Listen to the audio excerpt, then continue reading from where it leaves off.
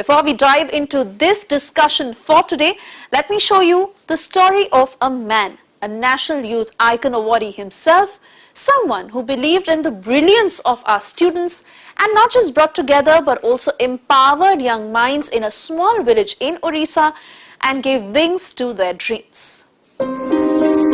पैसा ही दरकार थिला मते जेतल पैसा दरकार थिला तल मु गोटे व्हाट्सएप रे काम करथले होल्डिंग व्हाट्सएप रे एक्चुअली मु पढी भी पारिबिनी भाबिते काई मो पाखर पैसा नतला मो बाबा ही नांती कोविड समय रे बापा को साइकिल दुकान रे हेल्प करथली बापा को।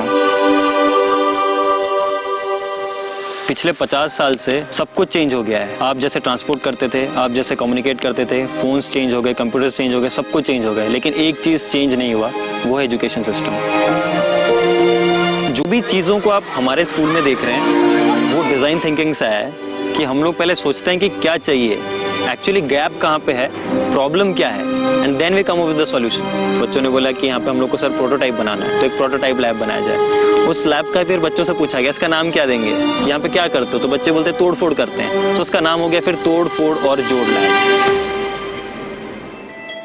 जो एक्सपीरियंशियल लर्निंग है ये टोटली डिफरेंट चीज कहती है। वो ये कहती है कि बच्चे स्किल्स पर ज्यादा ध्यान दे, सीखने पर ज्यादा ध्यान दे और कितने नंबर आ रहे हैं उस पर कम ध्यान दे।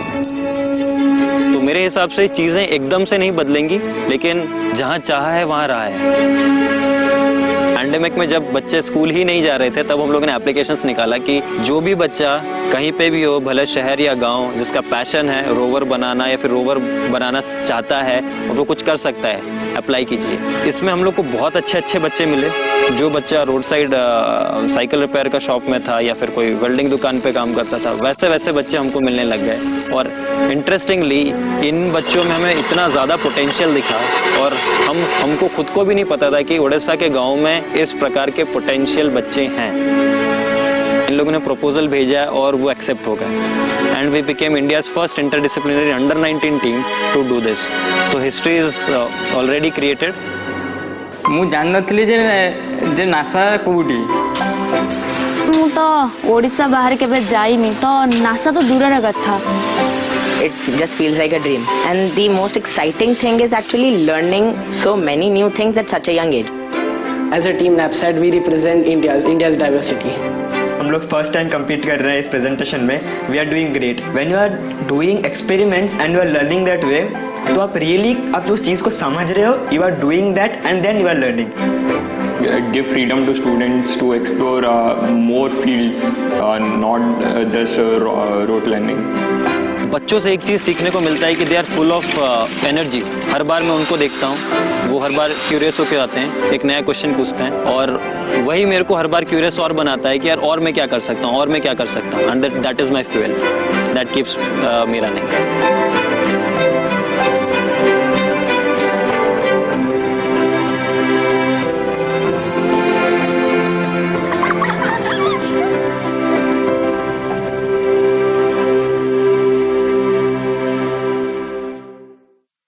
A proud moment for India, ladies and gentlemen. India has her first under-19 team selected for the NASA Human Exploration Project, and we have Anil Pradhan, founder of Navonmesh Prasar Foundation, with us on the show today.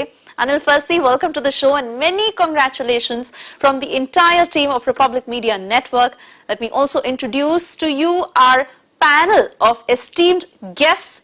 Dr. P. Shankar, Principal of Amrita School of Engineering. He is joining us from the Chennai campus.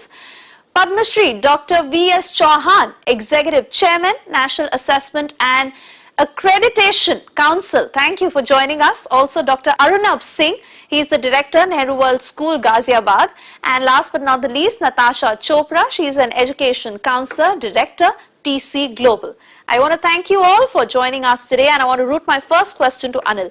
Anil, today when the focus is on experiential learning, why do you think it is so important in today's day and age?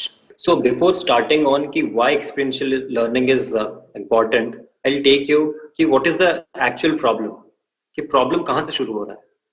So basically ये चीज अभी problem हुआ है कि हम लोग का जो system है वो पीछे रह गया है. जिस तरीके से हम लोग कम्युनिकेट करते थे, जिस तरीके से हम लोग मोबाइल यूज करते थे, जिस तरीके से हम लोग ट्रांसपोर्ट करते थे, हर चीज चेंज हो चुकी है. लेकिन एक चीज जो चेंज नहीं हुई पिछले 50 सालों में वो था हमारा एजुकेशन सिस्टम। तो इस चेंज के नहीं होने से क्या प्रॉब्लम्स आने लग गए हैं? प्रॉब्लम्स ये है कि हम लोग अपने यूथ को एम्प्लॉय नहीं कर पा रहे हैं, फिर उसके बाद हम लोग फ्यूचर रेडी स्टूडेंट्स को क्रिएट नहीं कर पा रहे हैं। और ये सब प्रॉब्लम इसलिए हुआ है क्योंकि हम लोग सिर्फ और सिर्फ मार्क्स और ग्रेड्स पर ज्यादा फोकस किया है हम लोगों ने, रादर देन कि बच्चों ने कितना स्किल्स को डेवलप किया। और स्किल्स डेवलप, हार्ड स्किल्स हो या सॉफ्ट स्किल्स हो, इस पर हम लोगों ने बिल्कुल ही फोकस नहीं किया। और ये तभी हम लोग ला सकते हैं जब हम लोग एक्सपीरियंशियल लर्निंग की बात करेंगे, लर्निंग थ्रू एक्सपीरियंस, इसकी बात करेंगे। तो एक्सपीरियंशियल लर्निंग से बच्चा हैंड्स ऑन एक्सपीरियंस पाएगा, वो हैंड्स ऑन लर्निंग के बारे में जानेगा, बहुत सारे स्किल्स को अपने डेवलप कर पाएगा और वो खुद एक एंटरप्रेन्योर ही नहीं और फ्यूचर रेडी जॉब्स के लिए भी रेडी हो पाएगा। But Anil, as we are in the process of adapting to experiential learning, what according to you are the challenges that we are facing? And of course, you've spoken about the takeaways, but the benefits really for people to understand. तो सबसे पहला चीज ये है कि what are the takeaways. पहले ये था कि जो नॉर्मल सिस्टम था उससे हम लोग कैसे डिफरेंट हुए। फॉर एग्जांपल, अभी आपने जैसे बताया कि हमारे बच्चे नासा रोवर चैलेंज के लिए सिलेक्ट हुए हैं, ये सिर्फ एक ही एग्जाम्पल नहीं है, वैसे बहुत सारे दूसरे एग्जाम्पल्स हैं जिन लोगों ने जिसके जरिए बच्चों ने कुछ ना कुछ नया चीज डेवलप किया है। तो एक्सपीरियंशियल लर्निंग से ये चीज हो रहा है कि बच्चे लोग हर जगह हर फील्ड में नई नई चीजों को डेवलप कर रहे हैं। हमारे जो भी लेबोरेटरीज होते हैं, जो भी बच्चे आते हैं, ये भी नई नई चीजें, नई नई टेक्नोलॉजी के साथ इंटरेक्ट करना जा रहे हैं, जानना जा रहे हैं, और इसी से ही बच्चे लोग बहुत कुछ दूसरी चीजें सीख रहे हैं। और इसमें चैलेंजेस कहाँ पे आ रहे हैं? तो चैलेंजेस ये है कि इंडिया बहुत बड़ी कंट्री है, यहाँ पे बहुत से स्टेट, बहुत से डिस्ट्रिक्ट और बहुत सारे इंडिजीनियस कम्युनिटीज हैं। तो बेसिकली जब हम लोग किसी भी चीज या फिर किसी भी प्लान की बात करते हैं या किसी भी पॉलिसी की बात करते हैं, इसमें जब ग्रास रूट पे हम लोग आते हैं तो बहुत सारे प्रॉब्लम्स आना शुरू हो जाते हैं। फॉर एग्जाम्पल, जैसे कि हम लोगों ने भी एक्सपीरियंशियल लर्निंग की बात करी, तो इसके लिए फिर हमको कंटेंट भी चाहिए और ये कंटेंट फिर अलग अलग लैंग्वेजेस में चाहिए। फॉर एग्जांपल, मैं अभी उड़ीसा में हूँ तो मेरे को एक उड़िया लैंग्वेज में वही कंटेंट चाहिए जो मैं अपने बच्चों को पढ़ा सकूं। दूसरा चीज ये कि हमने पॉलिसी तो नहीं बना ली, हम लोगों ने तो एक्सपीरियंशियल लर्निंग की बात कर दी, लेकिन अभी जो इंफ्रा है वो हमारे पास वही पिछले पुराना जो 50 साल से चल रहा है उस इंफ्रा पे है।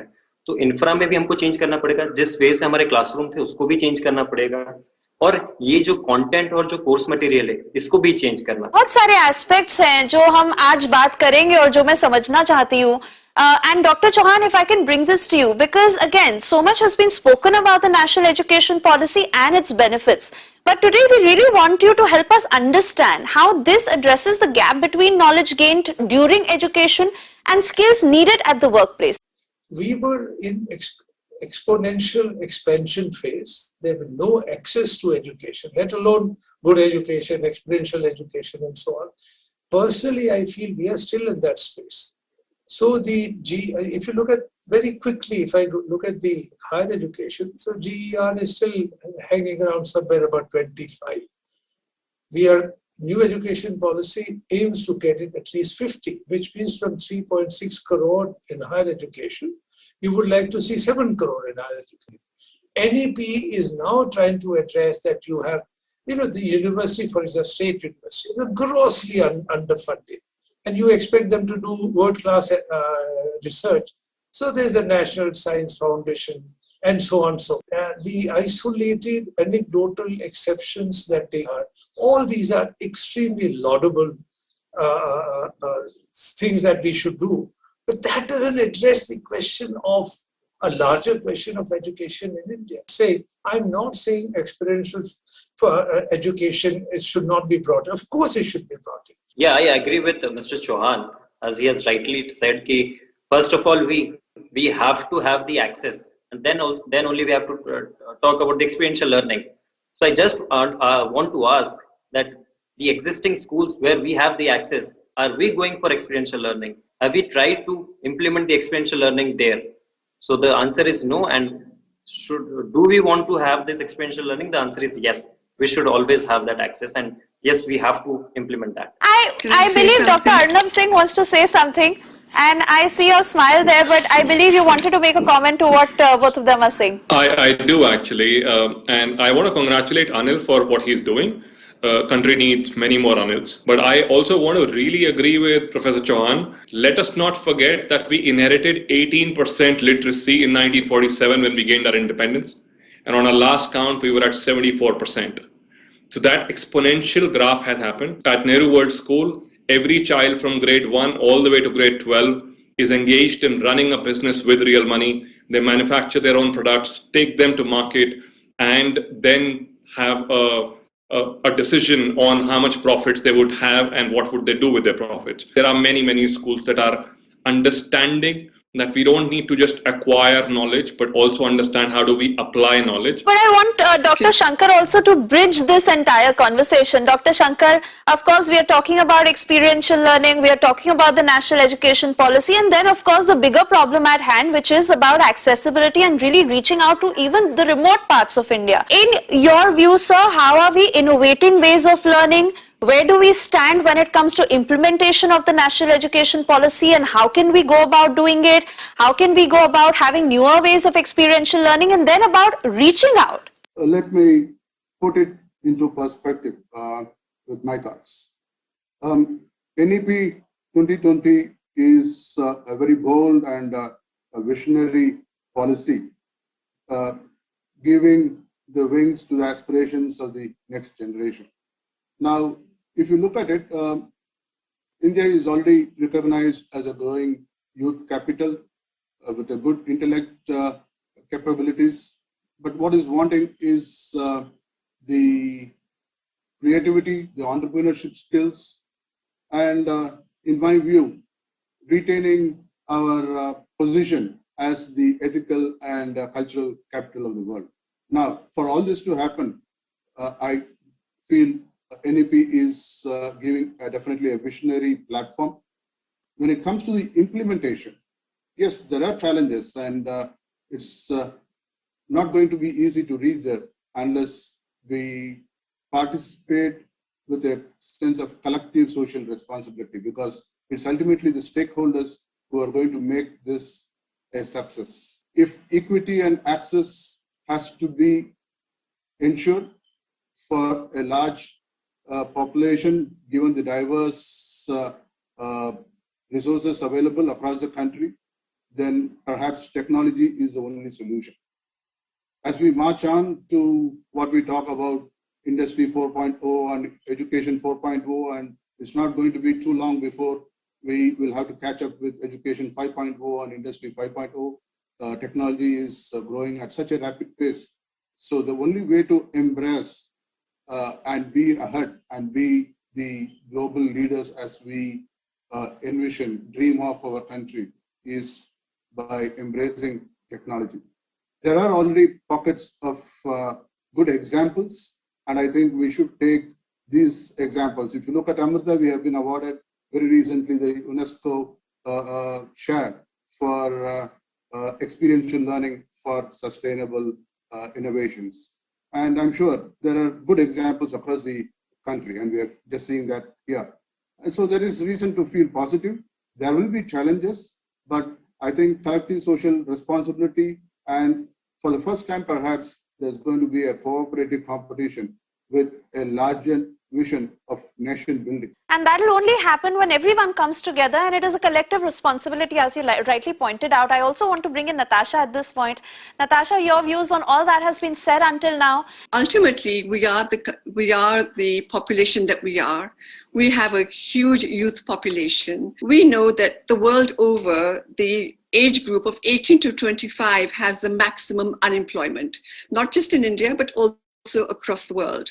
And the other thing is, but there are some countries, now while I'm not in favor of taking a particular policy and bringing it here, but there is work that has already been done, particularly in Switzerland, particularly in Germany, where what's called the dual education system has been very successful. In fact, their model has been working, I think, probably since the 50s, where they lay a lot of emphasis on what's called experiential learning and vocation. And they recognize that it's not higher education that leads to success in careers only. Very true. And which is why I also want to bring in Arunabh here, because like Dr. Shankar said, that it is a collective responsibility. And Arunabh, today when we are at that stage to really decide and implement how and the way it should be done, how in your opinion can experiential learning really be taken across the length and breadth of country? So it is not just one person or certain entities doing it. We all really make that a part of the larger system. It's a brilliant question. An answer to that is you are talking about 1/5 of the world's population and currently 1/4 of the workforce. So a little something is not going to work. We would need to be systemic in our approach, and systemic is what we are being. As a part of the School Standards Committee on the NEP, I can tell you this, that we are attempting to bring in the community and the parents into the school. I feel the system that India has evolved over time has worked for India. And while we can take inspiration from other countries, but the countries that were mentioned earlier, the population doesn't match our challenge. All right, I understand we have a lot to talk about this, and Anil, I know you want to make your point. And now we'll dive deeper and divulge into the impact of an alternative education system on students and in turn on India. So Anil, you wanted to make your point, talk about that, and also in your view, the present examination system, how it is impacting students, how important is it, how can we change it? Over to you. So I'll start with, as Sir told, India is a very big country, and implementing a common thing is very difficult for us. I understand that, yes, it's true. So it's very difficult कि इस चीज को pace में पकड़ने के लिए, but yes, एक चीज जो बहुत अच्छी है कि 2020 तक we got the NEP. कम से कम ये तो एक पॉलिसी निकली कि now we need to change, but ये चेंज पहले भी जरूरी था. तो ये जो एक्सपीरियंशियल लर्निंग की बात कर रहे हैं, इसको फ्रेम में लाना और हर चीज को इम्प्लीमेंट करना थोड़ा सा डिफिकल्ट है. बट यस, जो ग्रास रूट में जो लोग काम कर रहे हैं, जो ग्रास रूट में जो टीचर्स हैं, उनकी जो ट्रेनिंग है, वो सारी चीजों को हमको चेंज करना पड़ेगा. I also want to take this to you, Dr. Chauhan, because you had raised the point of accessibility, and at one end that is the problem we are dealing with. At the other end, there is a sense of realization that our ways of learning need to innovate. Like Anil said, are we stuck in timelines? That NEP has happened and so on and so forth, it will take time. I will compare this as a marathon race. It's not going to be 800-meter race that you finish in 2 minutes. It's going to be 42 kilometers, and I think we are just beginning to start that marathon race. It will take deep pockets, it will take deep involvement, it will take continuous stakeholders' interest. Can I have a go first? Let quickly Arnab make his point. And then we come to Natasha. Sure. The NEP wants 6% of the GDP to go into education. Currently, we are at 3%. We will need to prioritize education more, put in more money in education, something that some states are already doing, and more states need to follow this. Okay, I'd like to say this very quickly. There is no doubt that a lot of good is being done, but we also need to address where our issues are. Our issues are in complacency. Our issues are in the timelines. Our issues are that we've not acted fast enough. Dr. Shankar, if I can bring this to you, sir, how do we solve all this? How do we get all this together? So many problems staring at us when it comes to the timelines, teacher training, experiential learning, trying to bring in new ways, and understanding that we have the potential. But what now, sir? We do have our own challenges on this, given that the huge size of the country and the diversity. We will have to find our own solutions. There's little doubt on that. Now, today, we are in a position where if we don't embrace technology, we are going to be left way behind in the global scenario. If you look at the global ranking for innovation, India stands somewhere around 50. It's about 48 now. We have jumped a few ranks in the last few years. Given the huge human resource potential and the intellectual capabilities of our children, the only way that we can surge ahead and become global leaders in this competitive race is through experiential learning. Rote learning is not going to be the solution, and therefore this policy that comes today at NEP 2020 gives that kind of flexibility for multidisciplinary learning. How will we go about training teachers, addressing this at the grassroots level, ensuring that it reaches the rural areas of the country? One is train the trainers, the teachers, and that's going to be a huge challenge. We will have to establish the proper forums for that to help teachers get in tune with the new pedagogy of experiential learning. This entire process is going to be a highly student-centric learning approach. How are we going to provide this counseling to the students? Given the large number again, we are not going to deal with small numbers. And therefore, there has to be a platform so that they can make an informed decision on this. Two. Now, the third point, there's no doubt that we must have technology available across the length and breadth of the country to ensure equity and access. Thank you. So I believe the entire panel is on the same page when we say that at least the vision is the same for us all. Arnav, do you quickly want to add to that? Repeating it for people who actually read the NEP, it makes clear mentions of equipping teachers. It says we need to bring in merit-based scholarships for attracting the right talent to become a teacher. We need to incentivize teachers to go take up positions in rural areas, which also includes promises of free housing. To bring in skills, it talks about more autonomy in choosing the pedagogy in the classroom and a professional development approach that is 360 degree. We are looking at making a system which will enable a teacher to think positively and learn more. So these are, big promises and big vision. We are also hoping that the government is going to support it with the budget that this needs. Anil, quickly, last comment from you. We have a wide spectrum of people across the country. सबके requirements अलग है, तो सबके curriculum same ही क्यों है? दूसरी चीज है assessment, जिस पर बहुत ज़्यादा focus मैं कर रहा हूँ कि assessment system को पूरा change करना चाहिए. When we talk about this assessment system, आप खुद ही जानते हैं कि rat race कितना है IIT, JEE और medical examinations के लिए. तो ये rat race क्यों है? और इस rat race के करने के बाद भी हम कहाँ पहुँच रहे हैं? Yes, Dr. Shankar. After that, Natasha, you make your point. Dr. Shankar. Perhaps what we could think of is to form local network clusters of institutions, and some of the institutions that are already doing quite well can kind of mentor the institutions around. Natasha, your comments. What I'd like to say is that perhaps private government sort of partnerships would help the cause, where we can fast track all this.